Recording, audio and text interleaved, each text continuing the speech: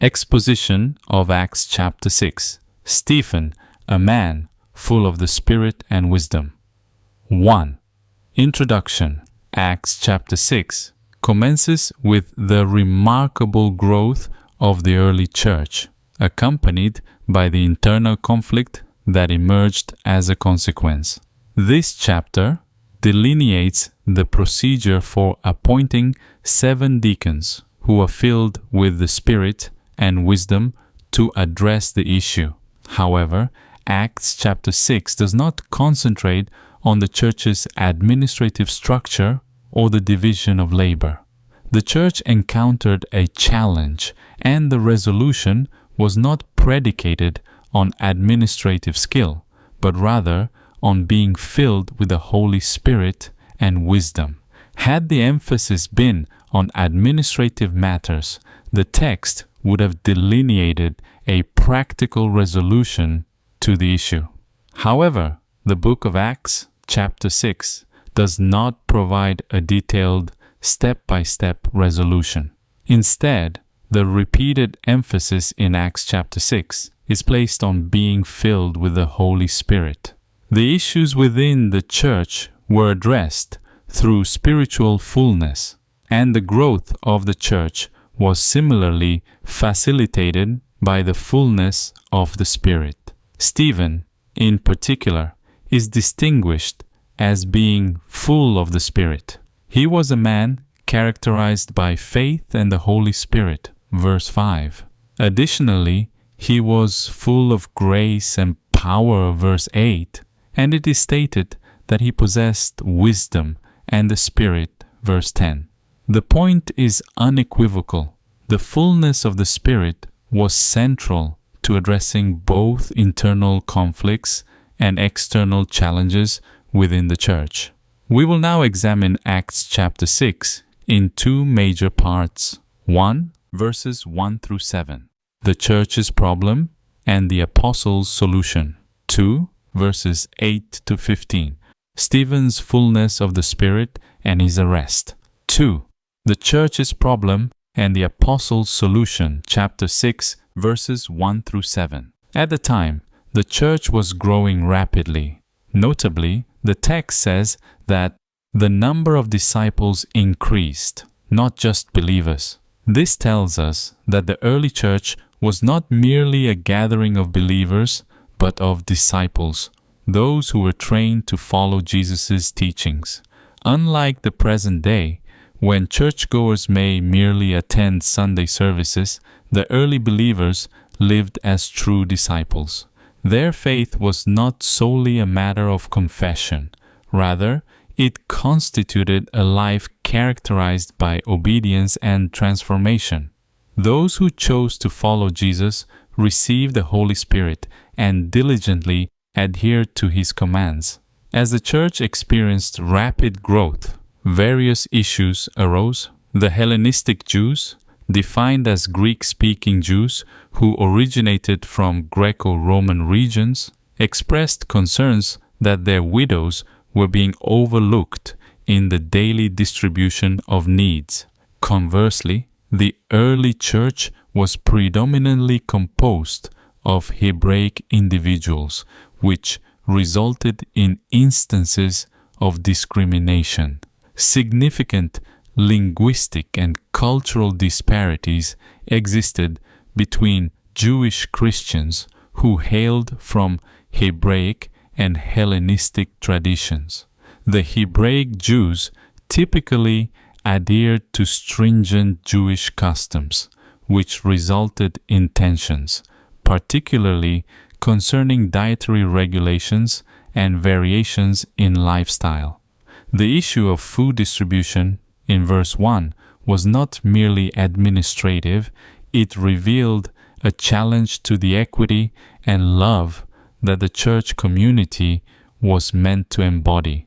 It wasn't just about material distribution, but a threat to the unity of the church itself. In response, the apostles proposed a solution. They would focus on prayer and the ministry of the word, while 7 men were appointed to oversee this practical ministry. Among these were Stephen and Philip. Consequently, the church began to organize itself more wisely and systematically. We must pay close attention to the criteria for selecting these 7 deacons. Verse 3 states that they were to be individuals full of the Spirit and wisdom and possessing a good reputation.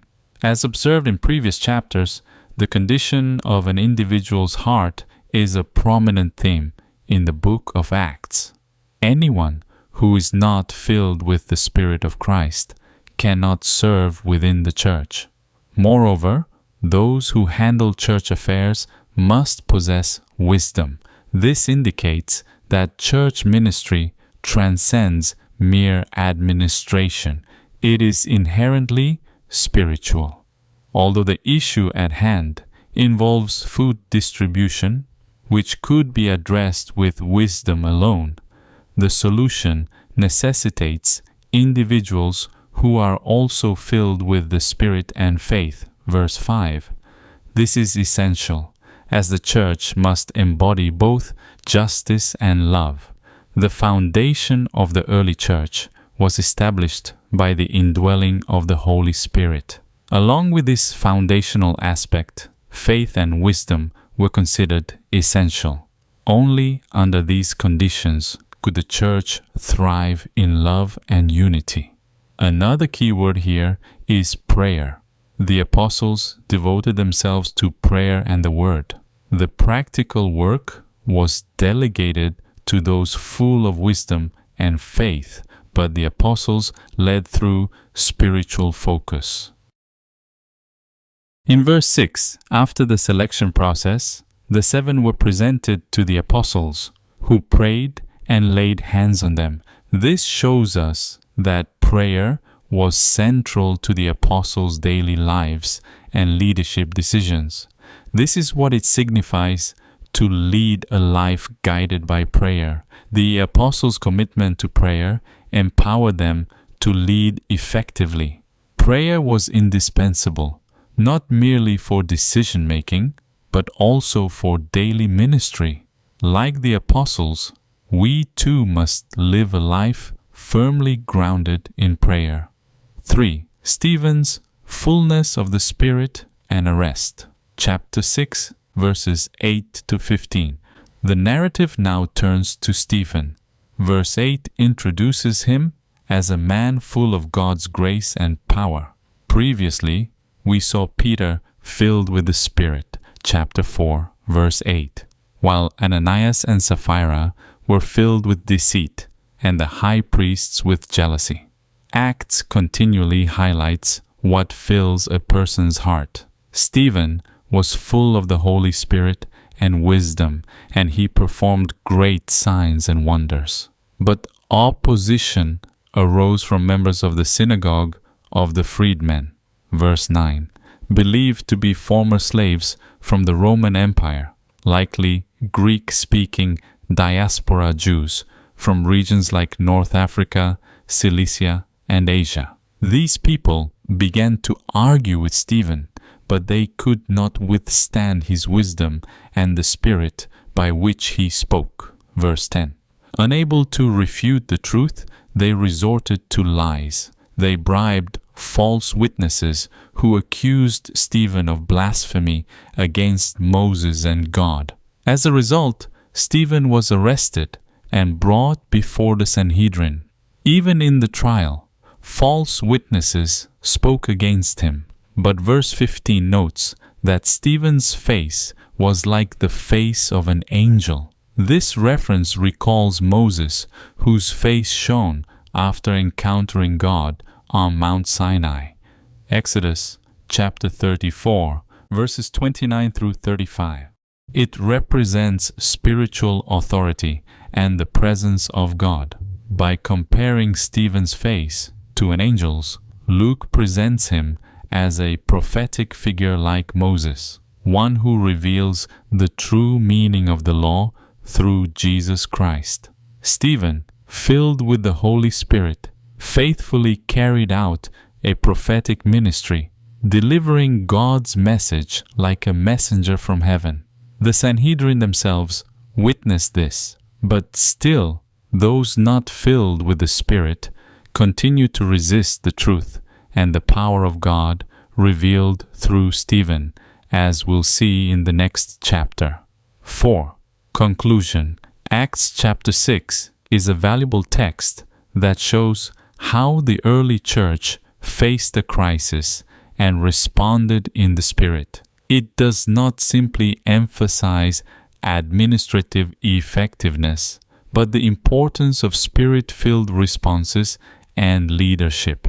1. A Spirit-filled community overcomes problems. The church will always face internal and external challenges, but the solution lies not merely in human wisdom or systems. The early church faced practical challenges like the neglect of Hellenistic widows and responded by organizing a ministry. Yet, the qualifications for leadership were not technical but spiritual, full of the Spirit, wisdom, and faith. When churches appoint leaders based on spiritual criteria, conflicts can become opportunities for deeper unity and growth. 2. True faith is lived out in discipleship. In verse 1, the text says that the number of disciples increased, not just believers. This distinction is vital. True faith leads not just to worship attendance, but to a transformed life. We are not just Sunday Christians. We must live as Spirit-filled disciples from Monday to Saturday as well. 3. Stephen, a model of spiritual fullness. Stephen was not just a servant, but a spiritual leader, full of the Spirit, wisdom, faith, power, and grace. He performed signs and wonders like the apostles. His life shows us that Spirit-filled people become disciples, and disciples can become leaders. Stephen stood firm in the face of opposition and proclaimed the truth with prophetic courage. Even when facing death, he was fearless because he was full of the Spirit. We too must respond to the world's challenges with courage, rooted in the fullness of the Holy Spirit. Here are some application questions. 1. Am I living a life filled with the Holy Spirit, or am I relying on worldly methods? 2. How do I respond when faced with problems in the church or community? 3. Am I just a believer, or am I walking the path of a disciple who follows Jesus daily? Thank you.